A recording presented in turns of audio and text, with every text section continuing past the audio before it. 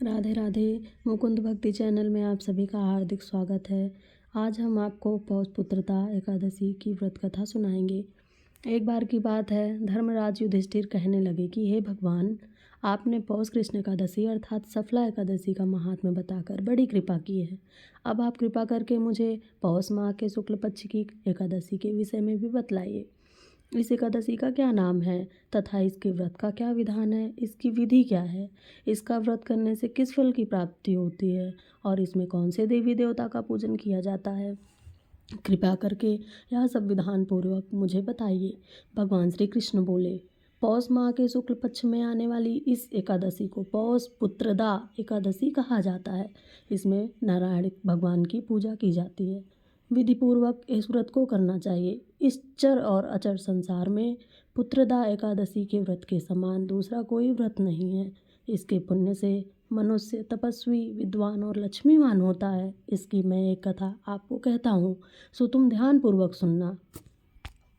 भद्रावती नाम की एक नगरी में सुकेतुमान नाम का एक राजा राज्य करता था।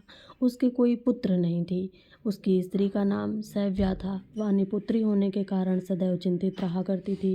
राजा के पितृ भी रो रो कर पिंडदान लिया करते थे और सोचा करते थे कि इसके बाद हमको कौन पिंड देगा।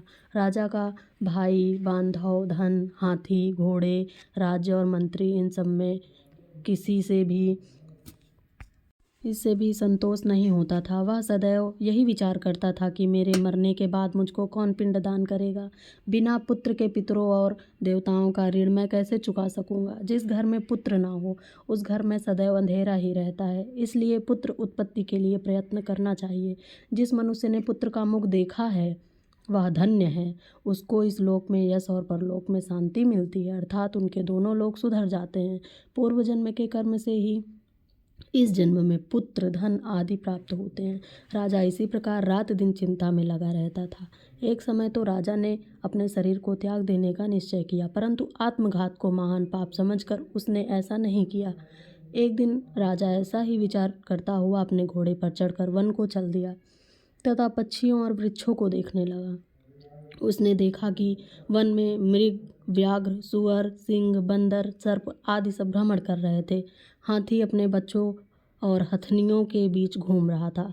इस वन में कहीं तो गीदड़ अपने कर्कश स्वर में बोल रहे हैं, कहीं उल्लू ध्वनि कर रहे हैं। वन के दृश्यों को देखकर राजा सोच विचार में लग गया।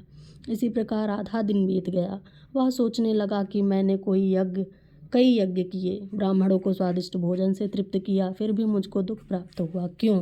राजा प्यास के मारे अत्यंत दुखी हो गया और पानी की तलाश में इधर उधर फिरने लगा। थोड़ी दूरी पर राजा ने एक सरोवर देखा। उस सरोवर में कमल खिले थे तथा सारस, हंस, मगरमच्छ आदि विहार कर रहे थे। उस सरोवर के चारों तरफ मुनियों ने आश्रम बनाए हुए थे। उसी समय राजा के दाहिने अंग फड़कने लगे। राजा शुभ शकुन समझकर घोड़े से उतरकर मुनियों को दंडवत प्रणाम करके बैठ गया। राजा को देखकर मुनियों ने कहा, हे राजन, हम तुमसे अत्यंत प्रसन्न हैं। तुम्हारी क्या इच्छा है सो कहो। राजा ने पूछा, महाराज आप कौन हैं और किस लिए यहाँ आए हैं? कृपा करके मुझे बताइए। मुनि कहने लगे कि हे राजन, आज संतान देने वाली पुत्रदा एकादशी है। हम लोग विश्वदेव हैं और इस सरोवर में स्नान करने के लिए आए हैं। यह सुनकर राजा कहने लगा कि महाराज, मेरे भी कोई संतान नहीं है। यदि आप मुझ पर प्रसन्न हैं तो एक पुत्र का वरदान दीजिए। मुनि बोले, हे राजन, आज पुत्रदा एकादशी है। आप अवश्य ही इसका व्रत करें। भगवान की कृपा से अवश्य ही आपके घर में पुत्र होगा। मुनि के वचनों को सुनकर राजा ने उसी दिन एकादशी का व्रत किया और द्वादशी को उसका पारण किया। इसके पश्चात मुनियों को प्रणाम करके महल में वापस आ गया। कुछ समय बीतने के बाद रानी ने गर्भ धारण किया और 9 महीने के पश्चात उनके एक पुत्र हुआ। वह राजकुमार अत्यंत शूरवीर, यशस्वी और प्रजापालक हुआ।